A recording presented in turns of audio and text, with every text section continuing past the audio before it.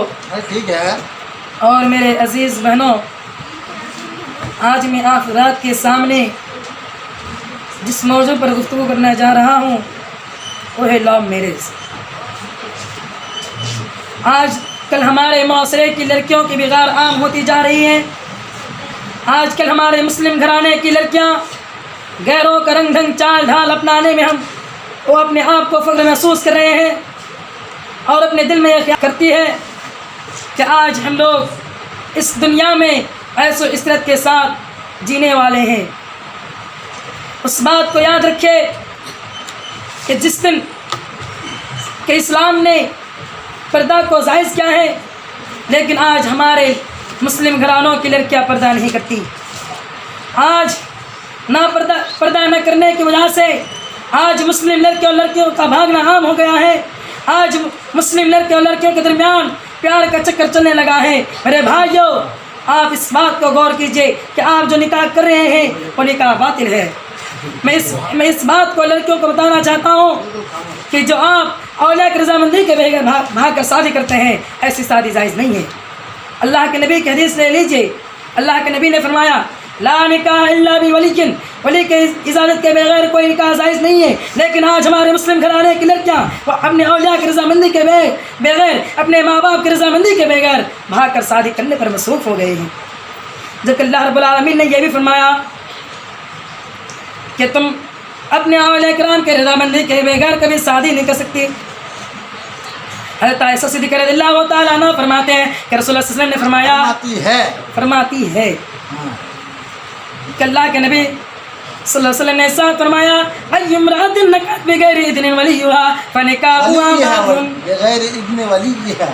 ولیھا، کہ اولیاء کی رضامندی کے بغیر شادی جائز نہیں ہے، تو پھر آپ لوگ اپنے ماں باپ کو روتا چھوڑ کر گھر سے کیسے بھاگ سکتے ہیں؟ میرے عزیز بہنوں، اس وقت کو یاد کیجئے جس وقت تمہاری ماں نے تمہیں 9 ماہ اپنے پیٹ میں رکھ کر اس دنیا کے اندر جنم دیا ہے۔ اس ماں کی آنسو قدر کو سمجھنے کی کوشش کیجئے جس ماں کو آپ روتا چھوڑ کر آج گھر سے بھاگ رہے ہیں۔ اس ماں نے جس ماں نے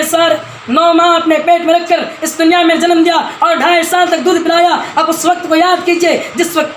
تمہاری ماں نے تمہیں جب ٹھنڈی کے موسم میں تو جب سو رہی تھی تو جب دائیں طرف پیشاب کر دیتی تو اٹھا کر بائیں طرف رکھ دیتی تھی، جب بائیں طرف بھی پیشاب کر دیتی تو اپنے جگہ سے ہٹ کر وہ اپنی جگہ پر سلا دیتی تھی۔ اب اس وقت کو یاد کیجئے اور ماں کی آنسو کا قدر کو سمجھنے کی کوشش کیجئے۔ اب باپ کے اس وقت کو یاد کیجئے جس وقت تمہارے باپ نے دن بھر محنت کر کے تمہیں پالا تھا۔ باپ کے اس وقت کو یاد کیجئے جس وقت تمہارے باپ نے تم انگلیاں پکڑ کر چلنا سکھایا تھا۔ آج جس نے اپنے خواہشوں کا گلا گھونٹ کر تمہاری ہر تمنا پوری کی تھی، آج تم اس باپ کو روتا کیسے چھوڑ سکتے ہو؟ اس باپ کا منہ، اس باپ کی عزت تم سماج میں کیسے ڈبو سکتے ہو جس باپ کا دبدبہ پورے محلے پر چلتا ہو، جس باپ کے گاؤں سماج میں ایک عزت ہے، جس باپ جب کوئی مجلس میں جاتے ہیں تو لوگ کرسی خالی کر دیتے ہیں، آپ اس کے کرسی کو کیسے بند کر سکتے ہیں؟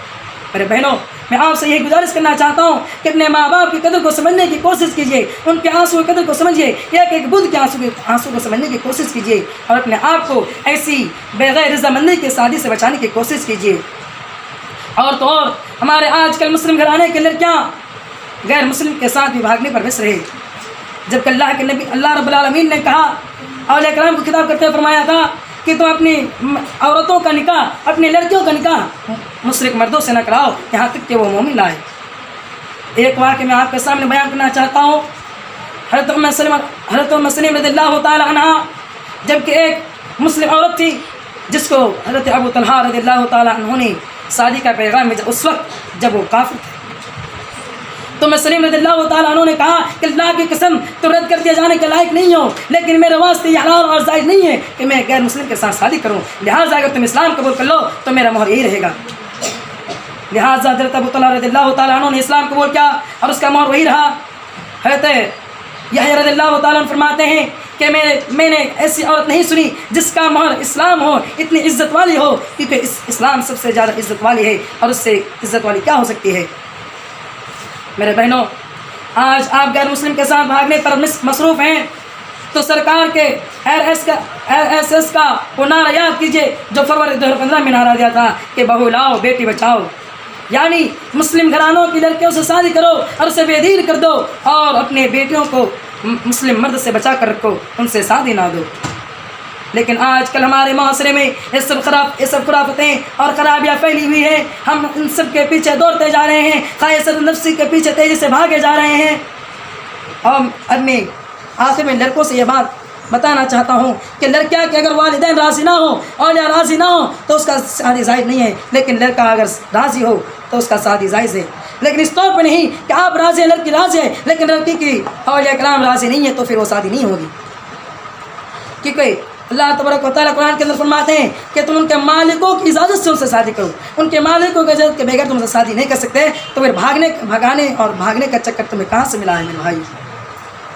میں اس اپنی تقریر ختم کر رہا ہوں۔ آخر میں اللہ رب العالمین سے دعا ہے کہ اللہ رب العالمین تو ہم تمام لوگوں کو، ہم تمام مسلم بھائیوں اور بہنوں کو ان تمام خرابیوں سے نجات دے کر ہمیں سیدھی راہ پر اور شریعت کے حساب سے شادی کرنے کی توفیق دے، آمین۔ وآخر دعوانا ان الحمد للہ رب العالمین۔ السلام علیکم ورحمۃ اللہ وبرکاتہ۔